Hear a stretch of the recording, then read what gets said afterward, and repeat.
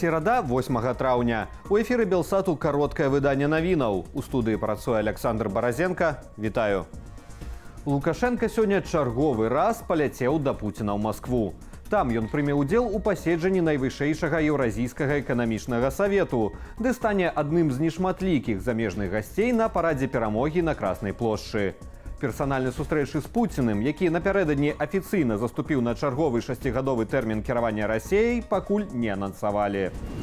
Папаўненне ў гэтак званым спісе экстрэмісцкіх фармаванняў. КДБ ўнесла туды кааліцыю каманда «Латушкі» і «Рух за свабоду», што прымае ўдзел у выбарах у каардынацыйную раду. Разам з Паўлам Латушкам і Юрыем Губарэвічам КДБ пазначыла датычнымі да фармавання яшчэ амаль 4 дзесяткі асобаў. Таксама экстрэмісцкімі фармаваннямі абвешчаныя інфармацыйныя праекты «Народны рэпарцёр» і «Фры Інфабел», а таксама супольнасць «Дактары за праўду і справядлівасць».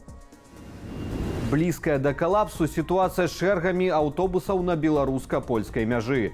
Згодна з інфармацыяй памежнага камітэту, станам на раніцу магчымасці заехаць у Польшу ў пункце пропуску Берасця чакалі 65 аўтобусаў. Чаканне ў такой чарзе можа цягнуцца каля сотняў. Таксама на пераходзе ў Берасці сабралася чарга з 350 легкавікоў і 500 фураў. Сітуацыя на памежных пераходах з Літвою і Латвіяй значна лягчэйшая. Чэргаў з аўтобусаў там няма.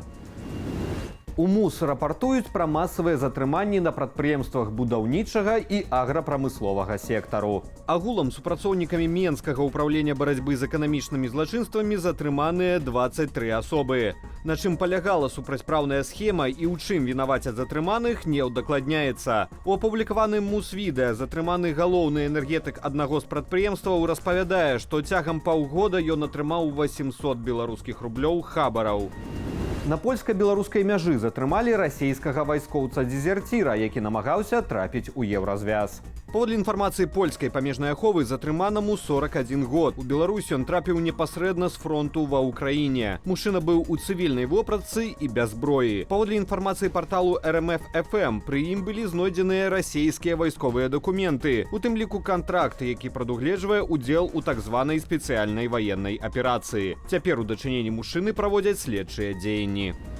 І яшчэ адзін выпадак уцёкаў з Беларусі ў Польшу, але цяпер на 4 лапах. Сабака перабег мяжу непадалёк пункту Баброўнікі і цяпер застанецца жыць у польскай памежніцы.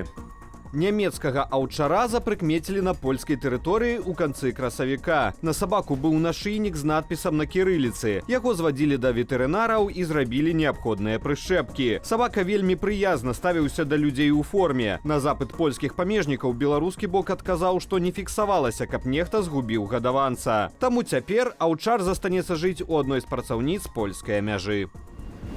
Раніцаю расійскія войскі чарговы раз абстралялі Харкаў авіяцыйнымі бомбамі. Мясцовыя медыі паведамляюць, што ў горадзе прагучалі 2 моцныя выбухі. Інфармацыі пра пацярпелых пакуль не паступала.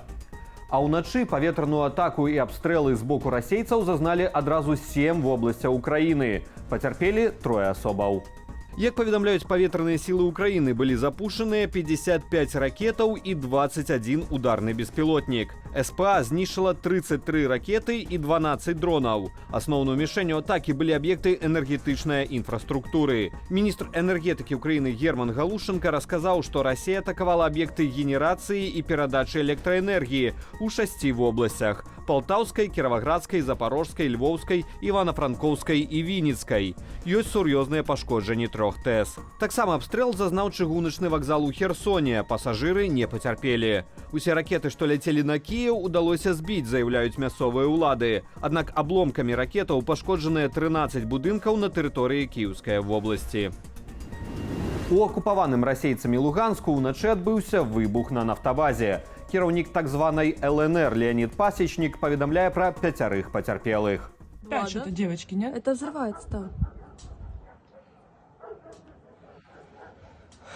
Сколько? Километра 2, наверное, да, у нас до Нефтебо... Или сколько это вообще? Пасечнік абвінаваціў абстрэле украінскае войска і заявіў, што удар нанеслі амерыканскімі ракетамі «Атакамс». Пацярпелыя працаўнікі нафтабазы трапілі ў больніцу з мінавыбуховымі траўмамі. Паведамляецца, што загарэўся газаправод высокага ціску. Таксама былі пашкоджаныя лініі электраперадачы, а будынкі ў ваколіцах нафтабазы засталіся часткова без электрычнасці. Украінскія ўлады і вайскоўцы пакуль не каментавалі інфармацыі пра выбух.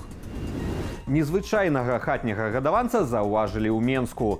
Жыхары аднаго з дамоў на вуліцы Някрасава сталі сведкамі таго, як у двары на вясновую траву і сонейка вывелі пагуляць пітона.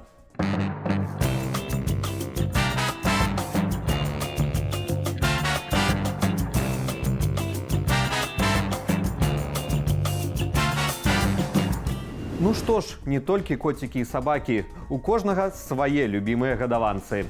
А ў мяне на гэтым усё. Аб развіцці падзею, як заўсёды, распавядуць мае калегі ў вечаровым эфіры аб'ектыву і студыі Белсат.